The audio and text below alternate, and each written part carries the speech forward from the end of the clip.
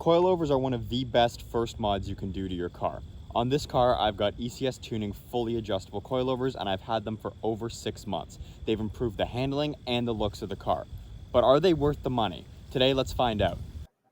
All right, let's talk about these coilovers while I show you some footage of me driving. I paid 1,500 Canadian dollars for these coilovers last winter. I put them on this spring, and I've had them on till now, and it's fall. It only took a couple days after I ordered them for them to show up at my doorstep. When I went to install them, I had no fitment issues whatsoever. Everything bolted up exactly how it should. The hardest part of the installation by far was removing the stock suspension because it was all rusted. But as far as installing the new stuff, it was super easy. Everything fit perfect. All right, let's talk about what these coilovers feature. The front spring rate is 8 kilograms per millimeter and the rear is 12 kilograms per millimeter. They feature 32 levels of rebound dampening adjustment, and of course, the front and rear are fully height adjustable. In the front, you also have camber plates, so you can adjust your own camber.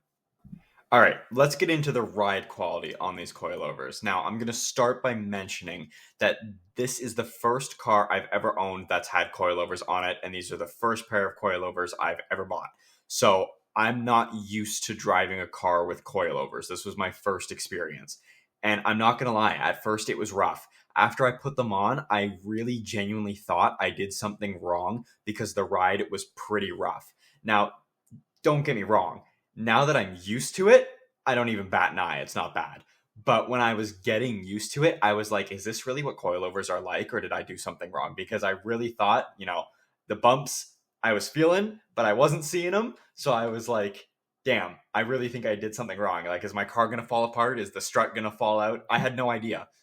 Like, I remember I was the driver to take my friends on a short vacation up to a cottage, and there was a stretch of highway where the highway looks completely clear, but it's actually full of little bumps. And I remember literally like breaking a sweat because I thought something was going to fall off. Like, I'm not kidding. It was rough at first. I'm not going to lie. But that being said, I've come to learn that the ride quality of these coilovers is perfectly acceptable for coilovers in this price range. It's literally average ride quality for anything in this price range. And once you're used to it, or if you're already used to coilovers, then this is perfectly fine. It's not even bad, to be honest. If you're looking for coilovers that keep the stock ride quality, then these definitely are not the coilovers for you, but really, they're not bad. All right, up next, handling. The handling is night and day improvement. I'm really happy to say that it's night and day because I remember I had an E90 before the F30, and the first thing I thought when I got the F30 was, all right, love this car. I miss the E90's handling, and I'm thankful that the coilovers greatly improved the handling of this car. The body roll is way less. The steering's much sharper. Overall, huge improvement. You also get a ton more feedback from the road with these coilovers. And I know for some people that might not be a good thing, but for me, it's something I was looking forward to. So yeah, like you get a lot more of the bumps in the road and whatnot. And that's obviously not always the best. But when you're going down some country roads and you get to put the car to use and drive it like a BMW should be driven, the extra road feedback is really nice. All right, now it's time to get to the last segment of this video, the height adjustability. And the reason we're covering this is because these are not the coilovers to buy if you're going to go stance. Like I'm talking like if you're going slam to the ground, these are not the coilovers to buy. I am monster truck. Like you can see my ride height, especially in the front, monster truck. But because the spring rates on these coilovers are not stiff, like trust me, these spring rates are not stiff at all. I still, believe it or not, smack things on my front bumper over certain bumps at my monster truck ride height. So the height adjustability really is only like a couple inches on these, if that. Like it's not a lot. Like I'm actually nearing maxing out the front. I've still got only like a half inch to go before I max my front, which is kind of strange because the rear actually like I can go quite a bit lower in the rear, but the front, I'm close to max. I'd have to start taking out collars if I wanted to go lower than like another 3/4 of an inch. But all that being said, these are not the coilovers to get if you're going slam to the ground stance.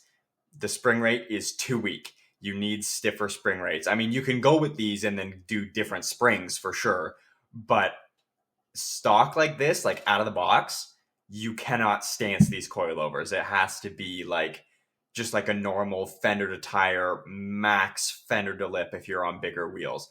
If you're trying to go slam to the ground on like some average size or small wheels, these are not the coilovers for that. Spring rates are too weak. You need stiffer springs, especially if you're trying to go slam to the ground on an FXX chassis car, like an F30, F32, whatever. With these coilovers, because of the weak spring rate, if you're going slammed like fender to lip or lower, you're going to start rubbing filler neck on these, as I'm sure most people watching this probably know. The filler neck location on the FXX chassis cars, terrible. If you try and go low, you start rubbing filler neck, especially with big tires. So the spring rate on these, weak. Be careful of your filler neck if you're going low on these on stock springs, because yeah, filler neck, major issue on these cars.